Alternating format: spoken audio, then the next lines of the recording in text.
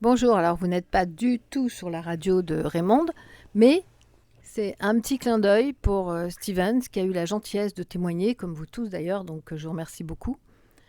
Steven a témoigné sur la sensibilité, et effectivement il faisait la différence. Bon, on va pas rentrer dans sa vie privée, mais bon, comme il a mis le post public, en fait il disait la chose suivante, il disait que, ce qui est d'ailleurs très juste, qu'une personne sensible va défendre les animaux, va caresser les animaux, va regarder les animaux, va s'occuper d'animaux, etc. Mais c'est vrai qu'à un moment, l'hypersensible est quand même conscient qu'il existe, contrairement au surdoué qui est plus dans l'empathie, la culpabilité. Et c'est vrai que la personne sensible, à un moment, si l'araignée lui monte dessus, va l'écraser. Ce réflexe, voilà. Que le surdoué, dans sa petite culpabilité, voilà, il va sauver l'araignée, il va sauver la fourmi. Bon, je dis pas toujours, hein. Et alors j'ai dit à Steven que j'avais justement une histoire d'araignée incroyable. Alors je vais vous raconter, mais c'est vraiment pour Steven, c'est un petit clin d'œil parce que voilà, on peut pas s'appeler directement. Mais en fait, moi j'ai une histoire d'araignée, c'est qu'un jour je rentre dans ma chambre en Normandie, ça y est, vous êtes dans mon intimité, et il y avait une énorme araignée juste à côté de mon lit. Et le combat a commencé. Et je me dis, ah non, non, non, je peux pas la tuer, la pauvre, elle a rien fait. Et j'ai juste envie de l'écraser tellement elle me fait peur. Et je me dis, non, non, non, non, non, non, non, on va pas l'écraser. Voilà, et ça va durer comme ça pendant 1 heure ou 2. Puis finalement, je tape sur le mur et elle s'en va, etc. Arriva la deuxième nuit. La deuxième nuit, l'araignée était encore à côté de mon lit, donc j'essayais de voir le trou par lequel elle passait. Je me dis, bon, là, cette fois-ci, il y en a marre, je vais encore pas dormir. Donc je vais prendre l'aspirateur et je vais aspirer l'araignée. Et on en finit avec cette histoire. Je me dis, ah non, Raymond, tu peux pas faire ça, c'est franchement dégueulasse, ça t'a rien fait, tu vas l'aspirer, l'étouffer dans l'aspirateur, mais quelle horreur. Le combat de la deuxième nuit, je laisse l'araignée, je tape, et finalement, l'araignée voilà, disparaît.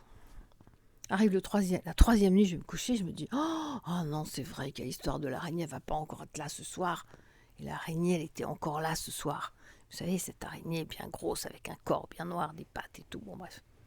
Et l'araignée, je tape comme ça, parce que franchement, ça devenait invivable. Je dormais, je disais, ah, elle peut passer sur moi la nuit, comme ça, elle peut me piquer, elle peut me...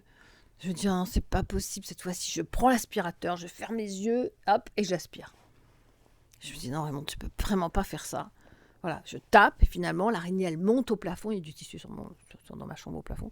Elle monte au plafond, je me dis, comment elle fait pour tenir? Et elle traverse tout le truc. Je me dis, mais qu'elle dégage vite fait, je vais pas dormir de la nuit, si elle reste là, et je la suivais, elle marchait tout doucement, comme ça. Bon, puis finalement, elle traverse toute la pièce, voilà, et elle disparaît. Et je me dis, mais c'est pas possible, ça fait 3 jours que ça dure.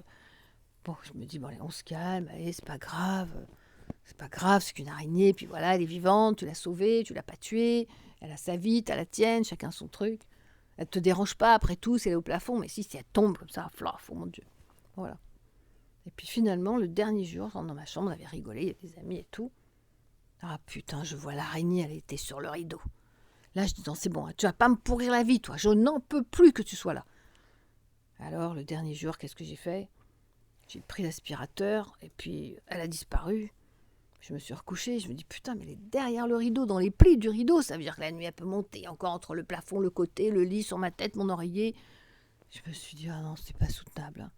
Elle était sur le rideau, je lui ai dit, toi ma vieille, hein, ou tu disparais tout de suite, ou je te préviens, ça va être ta peau ce soir parce que je n'en peux plus. Elle bougeait pas, elle a pas bougé. Alors j'ai patienté, j'ai attendu, j'ai tapoté, j'ai bougé, elle a pas bougé. Elle a pas bougé, et là j'ai commencé à m'énerver, je me suis dit, c'est bon, ça fait 4 jours que tu me pourris la nuit, ça fait 4 nuits que tu me pourris la vie. Là, c'est plus possible. J'ai pris la chaussure et je l'ai écrasée. Oh. Et alors après, la chambre s'est envahie d'un silence mortuaire. Je me suis dit, mais Raymond, mais t'as rien fait, pourquoi tu l'as tué? Je me suis dit, mais j'arrivais pas à dormir. Mais comment une petite bête comme ça? Mais c'est pas la petite bête, ça fait 4 jours qu'elle me bouffe les nuits. Et voilà.